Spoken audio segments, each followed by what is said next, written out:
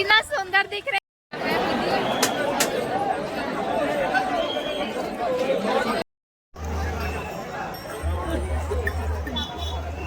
Hello friends, तो आप सभी का स्वागत है मेरे चैनल पे।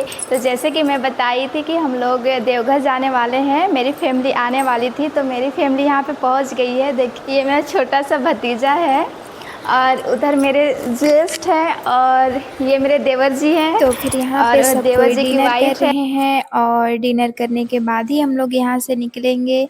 तो पहले भैया लोग डिनर किए, उसके बाद में हम लोग भी डिनर। तो अभी हम लोग रेडी हो गए हैं देवघर जाने के लिए। तो हम लोग अभी सब निकल रहे हैं क्योंकि रात काफ़ी हो गई है, 10:30 बज गई है। हम लोग को वहाँ जल्दी पहुँचना है। खाना खाने के बाद हम लोग निकल गए हैं। रात की 12 बज गई थी, तो पूरा शांत लग रहा था माहौल। देखिए कितना अंधेरा भी लग रहा है। गाड़ी हम लोग की बाहर खड़ी थी, इसलिए हम लोग बाहर तक आ गए पैदल। उसके बाद हम लोग सब कोई बैठ गए और फिर चले गए देवघर की ओर।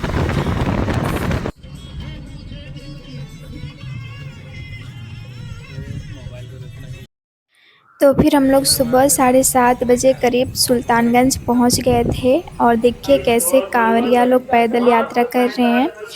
पैदल यात्रा करने में 2 दिन का समय लगता है। तो फिर हम लोग सुल्तानगंज पहुंचने के बाद चले गए गंगा जी की ओर। और ये गंगा नदी है, यहाँ देखिए कितने श्रद्धालु हैं। यहीं से स्नान करने के बाद में जल उठा के बाबा धाम के लिए जाते हैं। तो फिर हम लोग भी यहाँ पे आ गए। देखिए कितनी भीड़ है और ये पहाड़ के ऊपर मंदिर बनी है जो कि काफ़ी सुंदर लग रही थी।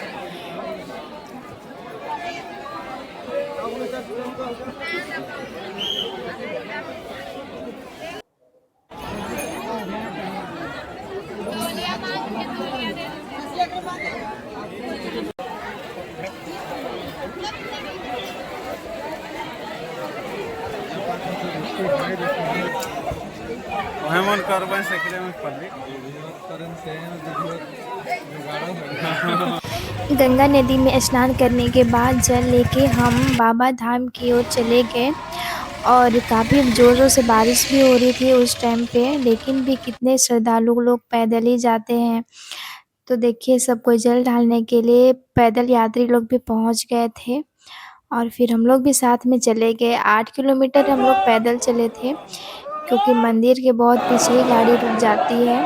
और देखिए यहाँ कितनी भीड़ लगी रहती है, लाइन लगना पड़ता है।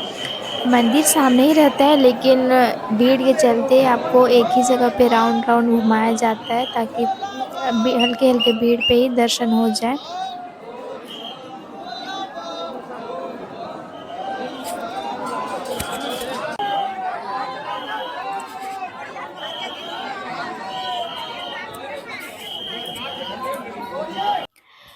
तो हमारी दर्शन हो गई थी, क्योंकि सावन के दिनों में बाहर से ही जल ढाला जाता है। अगर आप ऐसे ही दिनों में आएंगे तो आपको मंदिर के अंदर घुसने दिया जाता है। तो आप अच्छी तरह से बाबा धाम के दर्शन कर सकते हैं, भोलेनाथ को अच्छी तरह से स्पर्श कर सकते हैं।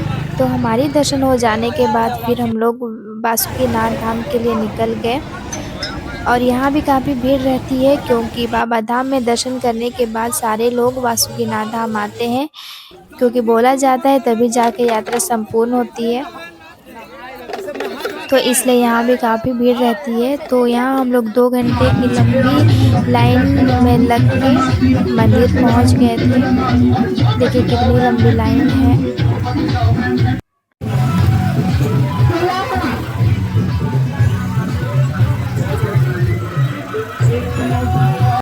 तो हमारी दर्शन हो गई। फिर दर्शन करने के बाद हम लोग सब घर वापस निकल गए।